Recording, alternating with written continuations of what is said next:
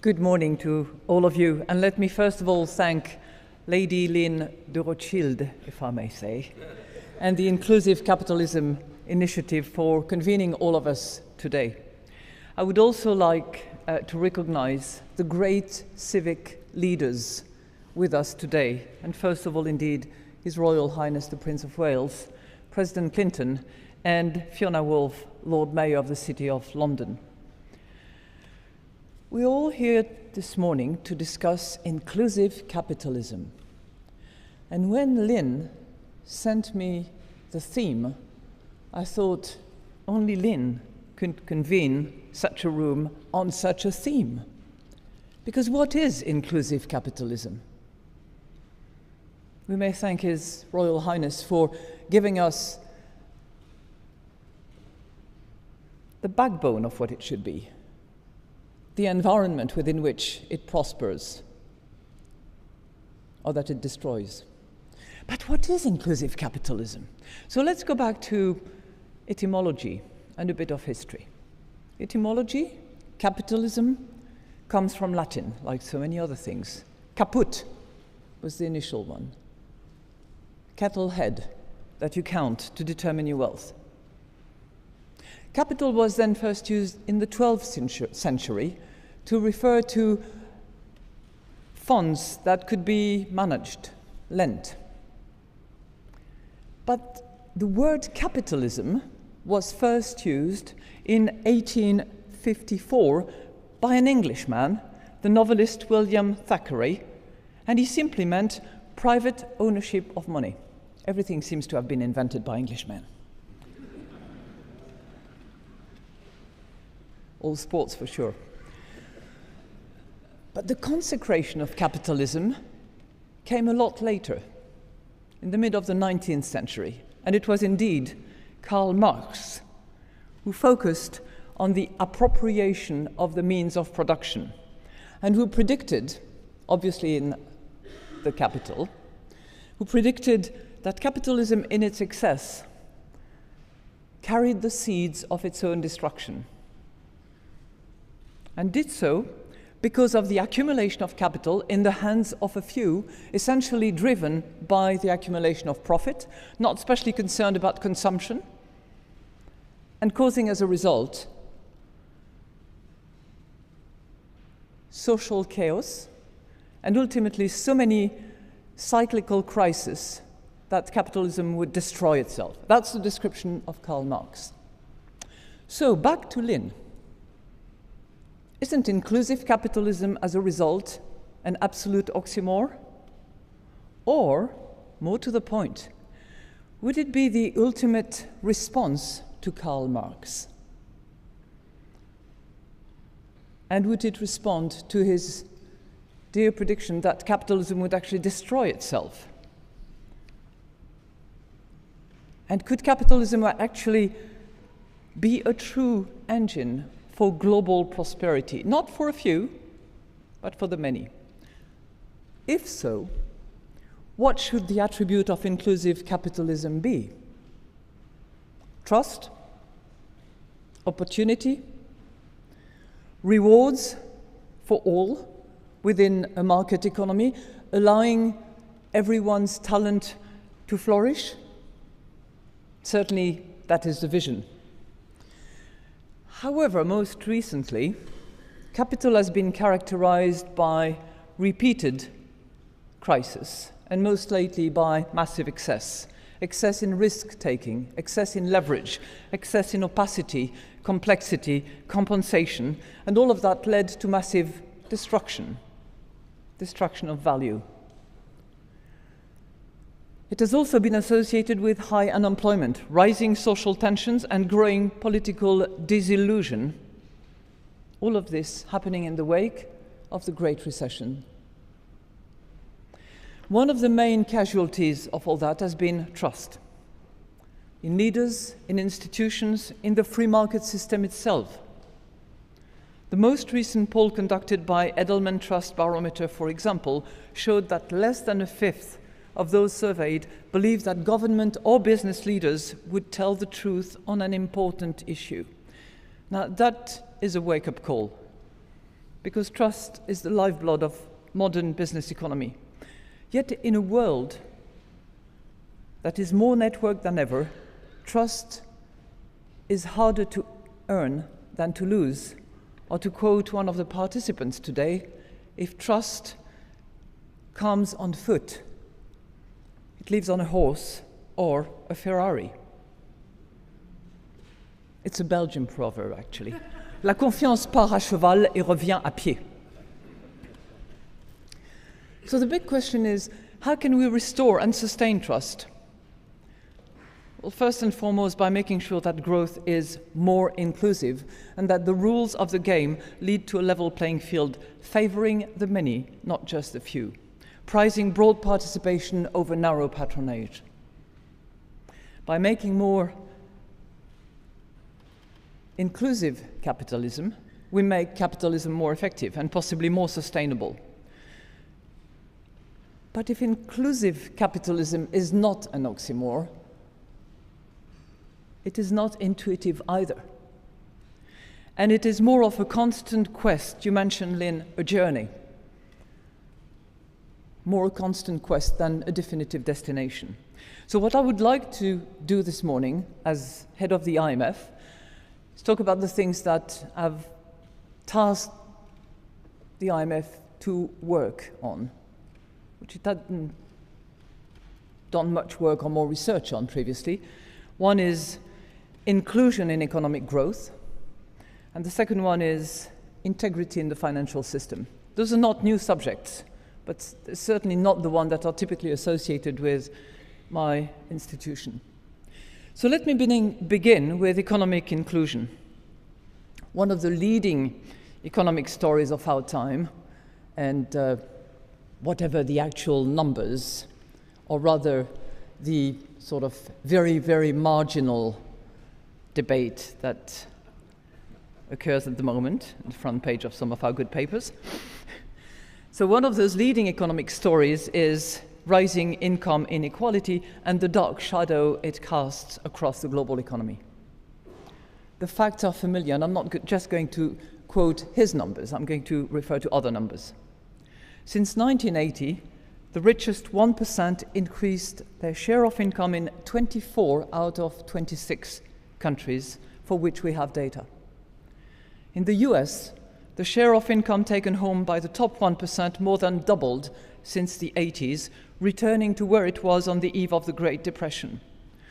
In the United Kingdom, in France and in Germany, the share of private capital in national income is now back to levels last seen almost a century ago. And using some of the Oxfam numbers, the 85 richest people in the world who could fit into a single London double-decker control as much wealth as 3.5 billion people, that is the poorest half of the global population. Now, with facts like these, with numbers like that, it is hardly surprising that not only the traditional groups associated with these issues are concerned, but also business leaders, policymakers, central bankers. Now, many would argue, however, that we should not be so concerned about the equality of outcome, but that we should focus on the equality of opportunities. Yeah, the problem is that opportunities themselves are not equal. Money will always buy better quality education, better quality health. But due to current levels of inequality, too many people in too many countries have only the most basic access to those services, if at all. The evidence also shows that social mobility is more stunted in less equal societies. Fundamentally, excessive inequality makes capitalism less inclusive. It hinders people from participating fully and developing their potential. And disparity also brings division. The principles of solidarity and reciprocity that you see celebrated in many encyclicals from Leon XIII to our Pope Francis, that bind societies together are more likely to erode in excessively unequal societies. And history teaches us also that democracy begins to fray at the edges once political battles separate the haves from the have-nots. Greater concentration of wealth could, if unchecked, even undermine the very principles of meritocracy and democracy. It could undermine the principle of equal rights proclaimed in the 1948 Universal Declaration of Human Rights. Pope Francis recently put it in stark terms when he called increasing inequality the root of social evil. So it is not that surprising that the IMF is doing some research into these matters. We looked at 173 countries. We have a membership of 188. So we looked at 173 countries for which we had reasonably reliable data over the last 50 years.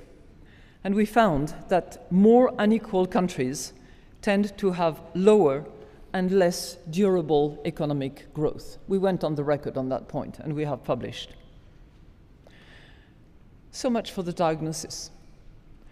What can be done about it? We've also done some very recent work about it. We focused on the fiscal policy dimension. Normal. IMF is mostly fiscal. That's our core business.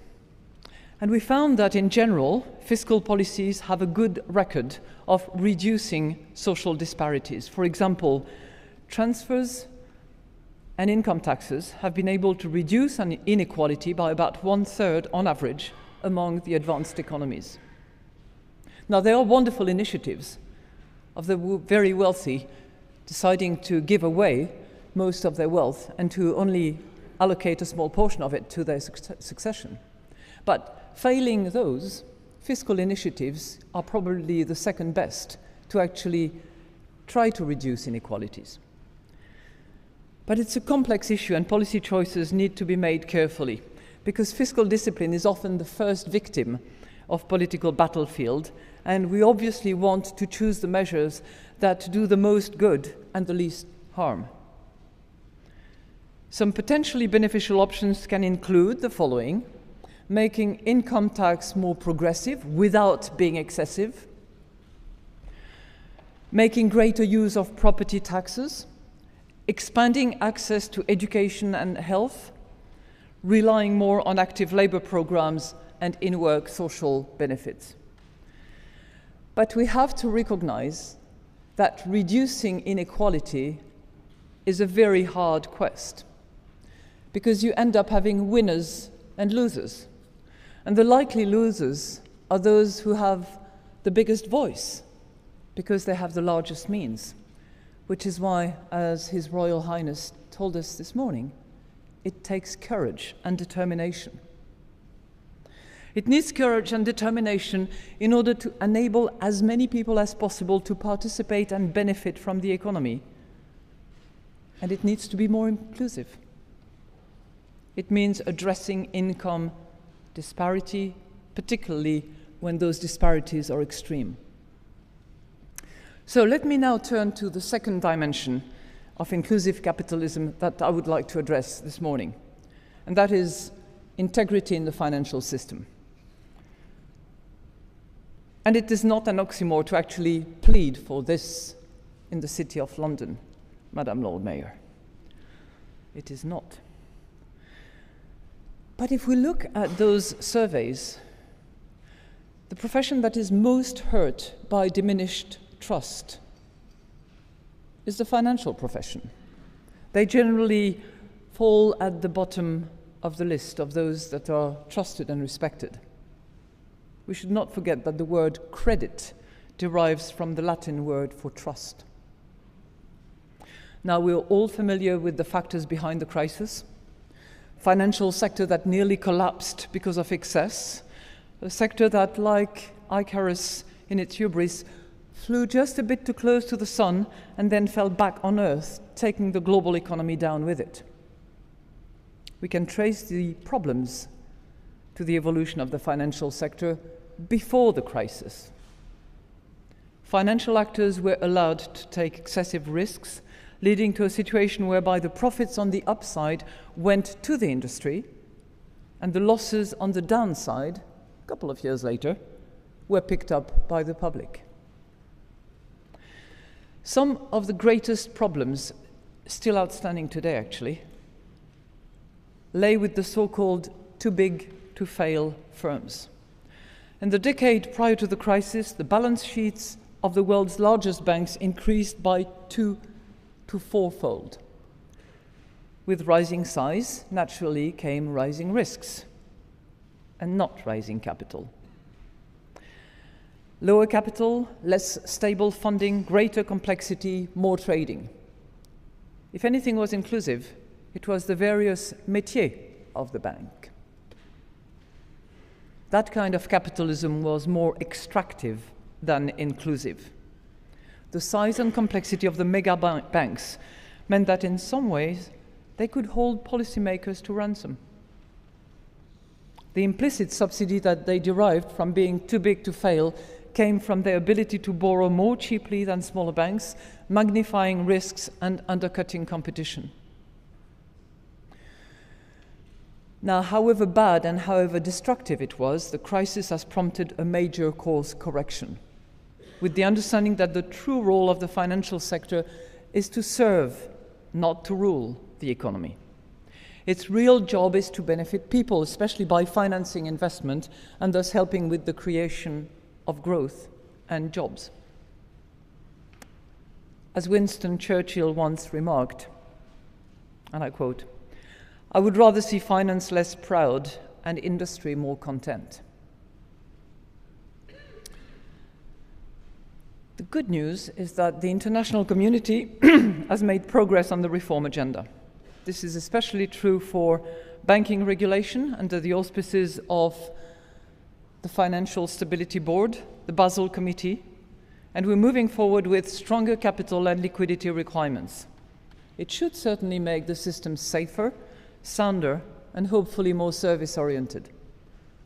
The bad news is that progress is still much too slow, and the finish line is still too far off. Some of this arises from the sheer complexity of the task at hand. Yet, we must acknowledge that it also stems from fierce industry pushback and from the fatigue that is bound to set in at this point in a long race. A big gap is the too big to fail problem has not yet been solved. Recent study by the IMF shows that these banks are still major sources of systemic risk. Their implicit subsidy is still going strong, amounting to about 70 billion in the United States and up to 300 billion in the euro area. So clearly, ending too big to fail must be a priority. Here I believe that the new capital surcharges for systemic banks can work. We have actually also added a little bit, and we've calculated that increasing the capital ratio on these banks by 2.5% beyond the Basel III standard can reduce the systemic risk of $1 trillion.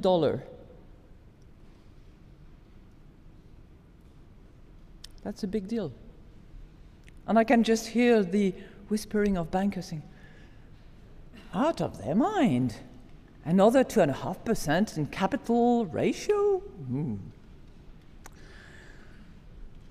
That's not the only issue. There's also the problem of contagion. And on the agenda should also be an agreement on cross-border resolution of mega banks, providing a framework to unwind them in an orderly way in case of failure. It's a hole in the financial architecture now, and it calls for countries to put the global good of financial stability ahead of their parochial concern. And it's not for failure of some to have tried. But we should not give up because it is hard. And borrowing from John Fitzgerald Kennedy when he was justifying significant budget to reach the moon, he said, "We're going to the moon not because it's easy. We're going because it is hard." Same is true here. It is hard. We also need more vigor across the rest of the reform agenda, better rules for non-banks, monitoring of the shadow banks, better safety and transparency over derivatives, an area that is still today excessively obscure and complex. Again, it is too hard. No. To reduce the scope for contagion, I would like to see much more progress on cross-border issues. For example, in what has begun, which is the mutual recognition of rules for derivative markets. Again, this is complex, and we need to be mindful of the risk of fragmenting the global financial system and hampering the flow of credit to finance investment. But complexity should not be an excuse for complacency and delay. If it fails down the road, how will we look like saying, it was just too hard?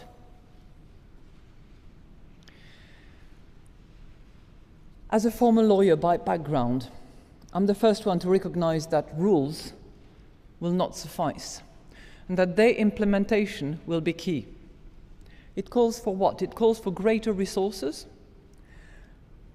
independence of the regulators and the supervisors, decent budgets so that they can actually operate and do their job. Regulation, adequate one, supervision, independent and properly financed, but that will not suffice either. Rules can affect behavior, certainly. Think of compensation practices, for example. We did a great job back in 2009. We formatted, we put threshold, limits. Bonus could not exceed a certain amount, but people who want to skirt the rules will always find creative ways of doing so. So we need to also turn our attention to the culture of financial institutions and to the individual behavior that lies beneath. And that's where you, each of you, actually can play a role, and a decisive role. Incentives must be aligned with expected behavior and be made transparent. Here, the work of the FSB on principles for sound compensation practices, commissioned by the G20, is instrumental to realign incentives with actual performance. But implementation must be pushed, must be adhered to at the highest levels, and trickle down the entire organization, including at mid-level, where there is always a tendency to say, well, we can find a way. We'll check with the lawyers. Why is it so important? Because if you look at it very carefully, the behavior of the financial sector has not changed so fundamentally in a number of dimensions since the crisis. Some changes in behavior are taking place, but they're not deep or broad enough. The industry still prizes short-term profit over long-term prudence, today's bonuses over tomorrow's relationship. Some prominent firms have even been tarnished in scandals that violate the most basic ethical norms: LIBOR, foreign exchange rigging, money laundering, illegal foreclosure, and so on and so forth. Sometimes by a handful of some, but they've been tolerated. So to restore trust, we need to shift towards greater integrity and accountability. We need a stronger and systematic ethical dimension, because it will bear systemic consequences. Now we can turn to the ancient philosophers to wonder, why are we doing all that? They would have asked, what is the social purpose of the financial sector? Aristotle would have asked, what is its telos? He answered his own question, actually. Wealth, and I quote, is evidently not the good we are seeking, for it is merely useful and for the sake of something else. Telos. Or as Oscar Wilde put it beautifully, the true perfection of man lies not in what man has, but in what man is. And from this perspective, we can identify the true purpose of finance. Its goal is to put resources to productive use, to transform maturity, thereby contributing to the good of economic stability and full employment, and ultimately to the well-being of people. In other words, to enrich the whole society. When we think about finance, surely one of these core virtues is prudence, which is about stewardship, sustainability, safeguarding the future. Prudence has long been a byword of banking, and yet has been sorely missing in action in recent times. We know that regaining virtues like prudence will not happen overnight. Aristotle teaches us that virtue is modeled from habit, from developing and nurturing good behavior over and over and over. Practice makes perfect. Getting back on the right path will require leadership and education, sustained over many years. It requires alert watchdogs, including from civil society. Most importantly of all, it requires investors and financial leaders taking values as seriously as valuation, culture as seriously as capital. As Mark Carney, one of the speakers today, pointed out in an admirable speech in Canada last year, the financial sector needs to be grounded in strong connections to clients and to communities, to the people served by the financial industry. Ultimately, we need to ingrain in greater social consciousness one that will seep into the financial world and forever change the way it does business.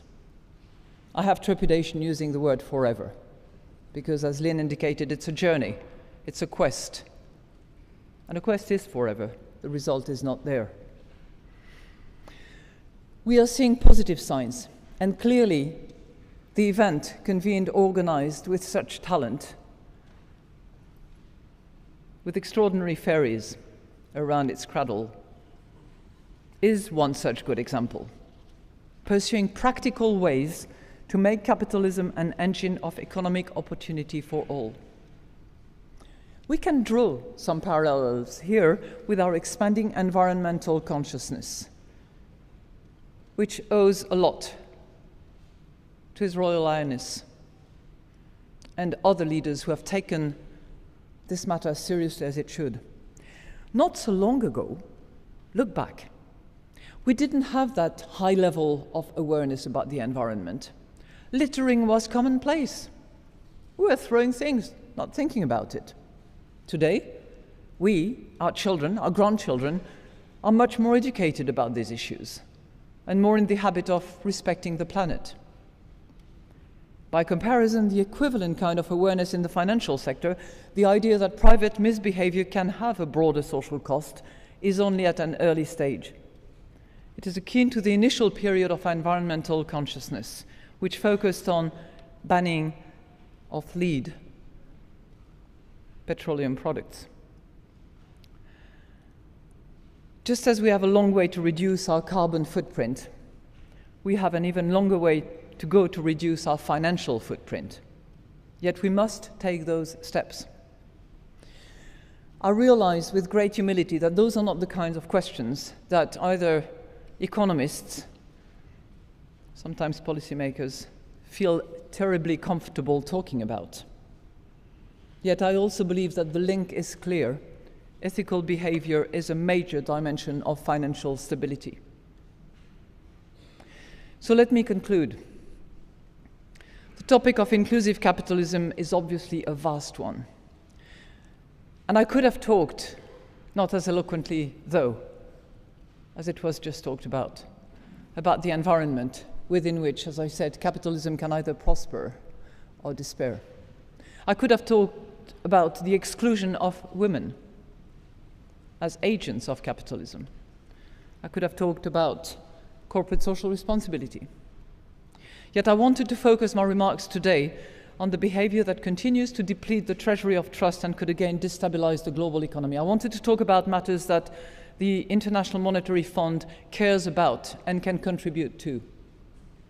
By way of conclusion, I would just like to submit that we're also working on environmental issues, and I totally echo the call to action by His Royal Highness.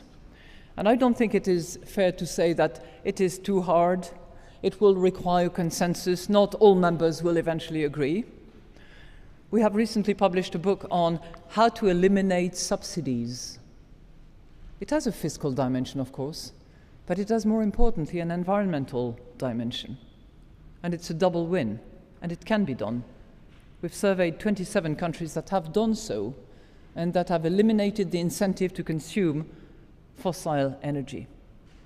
We will soon be publishing a book about setting the right price, a very, very important question that leads to how we respect or destroy our environment. With all that, at the end of the day, when the global economy is more inclusive, the gains will be less elusive. And I can assure you, Lynn, that in this initiative, the IMF will be on your side. Thank you.